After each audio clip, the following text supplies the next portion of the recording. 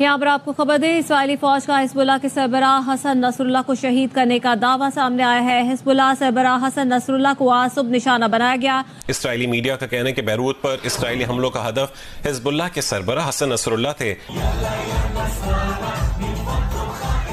एक बड़ा हमला हुआ है इजराइल की तरफ से, एयर स्ट्राइक बैरूत में, और इजराइल के इस हमले में हिजबुल्लाह के officially announced that it has killed the head of Hezbollah. और अब तक का सबसे बड़ा बॉम्ब गिराया गया है। कहा जा रहा है ये मिनी न्यूक्लियर बॉम्ब है जो कि लेबनान के साउदर्न पार्ट जो है, उसका जुनूबी हिस्सा जो है, वहां पर गिराया गया है। एक गीदड़ और एक शेर में फर्क पूरी कौम जानती है कि क्या है। मैं आपको अगर ये पिक्चर दिखाऊं तो आप लोगों को गुस्सा आएगा कि यार मैं किससे कंपैरिजन कर। I have a message for the tyrants of Tehran. If you strike us, we will strike you. जो बिजली रोकने के मात्र चंद दिन ही हुए थे, ढंग से एक हफ्ता भी नहीं हुआ था कि इनके यहाँ से रुझान आने चालू हो गए। रुझान आने चालू होगा और उनकी पूरी ऐसी तैसी। देखिए, बांग्लादेश की ज्योग्राफी को समझो ना। बांग्लादेश की ज्योग्राफी ऐसी है कि इनकी 60% आबादी, 65% आबादी जो है वो बॉर्डर के 50 किलोमीटर 100 किलोमीटर के दायरे में रहती है। और अगर बॉर्डर पे इनकी टेंशन बढ़ती है तो इनकी पूरी आबादी जो है तो पूरी ध्वस्त होकर रह जाएगी। फिर एक्सपोर्ट कर लें, ये सब कुछ कर लें। इनका एक्सपोर्ट पे भी पूरे इंडिया की नज़र रहती है। ये निकलना तो इनको बंगाल की खाड़ी से ही है, निकलना तो हमारे बाजू से ही है। तो ना ये समुद्र के रास्ते से बहुत इफेक्टिव, बिना इंडिया के बांग्लादेश का कोई स्कोप ही नहीं है। तभी उस हिस्से को जो है वो पाकिस्तान ऑपरेट नहीं कर पाया लंबे समय तक। और अभी भी अगर आप देखो, शेख हसीना ने बचा लिया। अगर ये कोशिश करेंगे ना एंटी इंडिया रहने की, तो देश में तो ये चीज कल रात से चल रही है। अभी तक मैं आपको बड़ा क्लियरली बोल रहा हूं, अभी तक ना हिजबुल्लाह की तरफ से कोई स्टेटमेंट है इसके बारे में, ना ईरान की तरफ से कोई स्टेटमेंट है इसके बारे में, ना किसी और कोई टट्टू मट्टू की तरफ से कोई स्टेटमेंट है उस रीजन के अंदर अबाउट द फैक्टर कि भाई नसरुल्लाह को कुछ नहीं हुआ, वो एकदम ठीक ठाक है। होता क्या है, जब ऐसी कोई रूमर फैलता है तो एक फटाफट स्टेटमेंट आ जाता है, बोलते हैं कि साहब नहीं नहीं नहीं वो ठीक है, एवरीथिंग इज ऑल राइट, कुछ नहीं है कुछ नहीं है कुछ नहीं है। और जहां तक कि जो बंदे के ऊपर बात होती है वही आप हिजबुल्लाह के जो सेक्रेटरी जनरल है हसन नसरुल्लाह तौय हो गए हैं, और उनके साथ एक और हशीम सफुद्दीन जो एक लीडर है एग्जीक्यूटिव काउंसिल के हिजबुल्लाह के, नसरुल्लाह के कजन है और उनके सक्सेसर माने जाते हैं, वो भी उसमें गायब हो चुके हैं।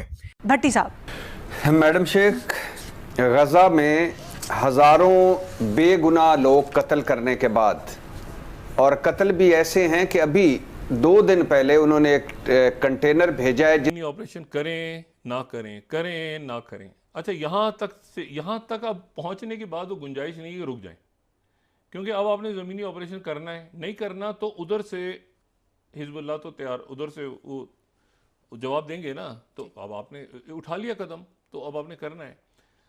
तो ज़ेलेंस्की को तो थ्रोन अंडर द बस हो गया। ज़ेलेंस्की जो है, पहले मैं उसका किस्सा आपको सुनाऊं क्या बेचारे के साथ हुआ है, पहले उसका मैं बताता हूँ फिर मैं इधर।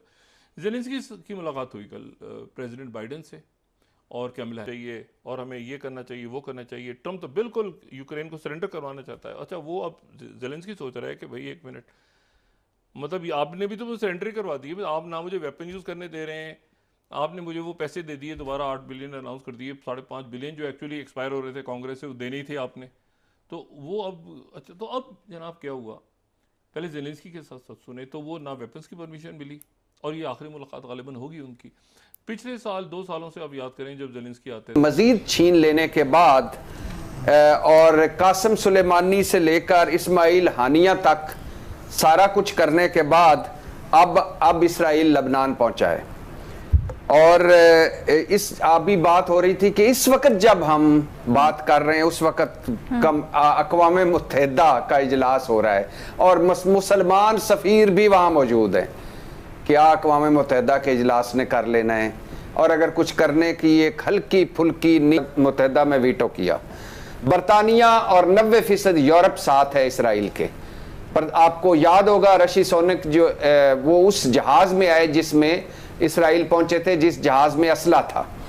और इसके अलावा दूसरी वजह है मैडम शेख के दुनिया गजा के साथ है, वो या तो कुछ करने के काबिल नहीं है, या बस खाली डरी डरी मुजम्मतें और डरी डरी हमदर्दियां करने के काबिल है। जनाब शहबाज पर हमला कर दिया है। और आज सुबह की खबर बताता हूं, ये तो रात की खबर थी। सुबह सो के उठा, लैपटॉप खोला, खबरें देखी, पता चला लबनान ने इसराइल पर भी हमला कर दिया। जवाब में बाकायदा जंग का आगाज हो गया है। बहुत बड़ी जंग है नाजरीन जो छिड़ चुकी हुई है। मेरे पास इस जंग से मुतालिक खबरें हैं। लबनान जो है वो भी इसराइल के अंदर 80 किलोमीटर घुस चुका हुआ है। ये जंग इस वक्त इस बड़े पैमाने पे फैल चुकी हुई है। इससे पहले तो हल्की फुल्की नोक झोंक हो रही थी, लेकिन अब बाकायदा जंग हो चुकी है। और अब तक का सबसे बड़ा बॉम्ब गिराया गया है। कहा जा रहा है ये मिनी न्यूक्लियर बॉम्ब है जो कि लबनान के साउदर्न पार्ट जो है उसका ये होगी, जो कि उसको शाम के जरिए यमनियों के साथ मिलेगी। और यमनी आपको पता है कितने बेहतरीन जंगजू है नाज़रीन। एक दूसरा, ये कुरान की तौहीन किसी बहुत बड़े आलिम ने क्या वाकई की है? क्या मुफ्ती तारिक मसूद ने कुरान की तौहीन की है? क्या उन्होंने आका दो जहां सल्लल्लाहु अलैहि वसल्लम की शान में गुस्ताखी की है? एक क्लिप उनका बहुत ज्यादा वायरल है, उस क्लिप की उन्होंने वजाहत दी है। मैं वो वायरल क्लिप और उनकी वजाहत दोनों आपके सामने रखने जा रहा हूं। इंडियंस ने ये रियलाइज कर ली है, ये बात कर ली है, यहाँ से मैसेज देते रहे कि जी हाँ मैं बातचीत, क्योंकि ये उन अमेरिकन ने कह दिया ना कि क्योंकि इसमें अरब मुल्क और बाकी मुल्कों के लिए बड़ा एक इशू खड़ा हुआ, खासतौर पर मैक्रों के लिए कि और बाकी के लिए कि आपने ये तो बात सब ने की थी, तो इसने नेतन्याहू ने खुद ही कहा था कि आप अनाउंस करें तो मैं इसको मान जाऊँगा। और उसके बाद नेतन्याहू ने दरमियान में ये बयान दिया वहाँ पहुँचने से पहले कि जी ऐसा है कि मैं वो अभी भी सीज़ फायर, अभी भी बातचीत, अभी भी ये सारा आगे पीछे कर के और तकरीर के बाद लेकिन डैमेज हुए, वो पहुंच गया, क्रॉस करते करते तल अवीव तक पहुंच गया। एक बड़ा हमला हुआ है इजराइल की तरफ से, एयर स्ट्राइक बैरूत में। और इजराइल के इस हमले में हिजबुल्लाह के टॉप कमांडर्स मारे गए हैं। और उन टॉप कमांडर्स में वो कमांडर भी शामिल थे जिनके ऊपर $7 मिलियन बाउंटी थी अमेरिका की तरफ से, क्योंकि बैरूत में अमेरिकी एम्बेसी पर धमाके करने वाले उस पर हमला कर। We have been doing, this is what we want to do this. ठीक है ना जी, ये वो करना चाहते हैं। सो पाकिस्तान को इस हवाले से अगर एक ही चीज करनी चाहिए कि इग्नोर करे और अपना मौक़िफ़ जो है वो दे, जो आपका पाकिस्तान का मौक़िफ़ है, जो आपका मौक़िफ़ है वो पाकिस्तान का मौक़िफ़ दे, इससे अलावा और कुछ भी नहीं। पाकिस्तान को इसमें कोई वो नहीं होना चाहिए। लेकिन मैं समझता हूँ आज नहीं तो कल बात तो होगी। लेकिन साथियों, बिजली रोके हुए कोई बहुत ज़्यादा टाइम नहीं बीता।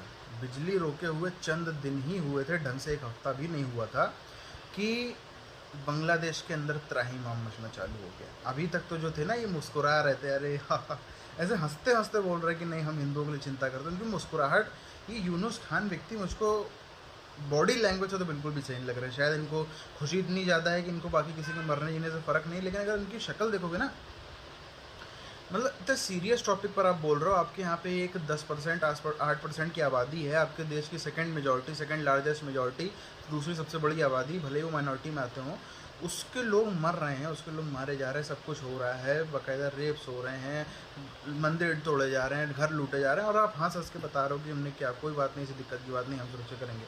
तो एक बॉडी लैंग्वेज तो इनकी थी ही, और उसके बाद से अब सत्ता में आने का देख, तो बांग्लादेश में ऐसा ही है ना, कुछ ज़्यादा मिलता नहीं इनको। नोबेल प्राइज़ वाला एक बंदा मिल गया, चलो इसी को बना दो, फलाने इतने, इसी को कर दो, यही कर दो, वो कर दो। खैर अब जो है उनको भी अकल आना चालू हो गई है यूनुस खान साहब को, और अब उन्होंने भी जो है वो पहले तो मोदी जी को फ़ोन किया, बाकी सारे देश इनको फ़ोन कर रहे थे बांग्लादेश को, इन्होंने मोदी जी को फ़ोन किया, बाकायदा बताया कि नहीं हम आपके साथ में हैं और हमको स्टेबल रखने में मदद करिए, हम कंधे से कंधा मिला के चलेंगे, हम बिल्कुल सिक्योरिटी भी इंश्योर करते हैं, हम ये भी करते हैं। शेख हसीना ने अपनी पॉलिसीज़ में जो भी उनकी अपनी पॉलिसीज़ में कमी रही हो, लेकिन उन पॉलिसीज़ को हटाकर, और ये जो रिजर्वेशन का आरक्षण का मुद्दा था इसको हटा दें, तो बाकी शेख हसीना ने इतनी अच्छी सरकार इस वजह से ही चला पाई क्योंकि उनके पास में इंडिया का सपोर्ट था। अगर इंडिया से उनका हर टाइम बॉर्डर कन्फ्लिक्ट होते तो पूरा बांग्लादेश जो है ना, अगर आप बांग्लादेश को देखोगे तो बॉर्डर के नज़दीक इनकी मेजॉरिटी आबादी रहती है, मेजॉरिटी ऑफ आबादी जो है वो बॉर्डर्स के नज़दीक रहती है। इनका हाल हो जाएगा फ़िलिस्तीन जैसा, फ़िलिस्तीन वाले हालत में इंडिया बांग्लादेश को ला के छोड़ सकता है।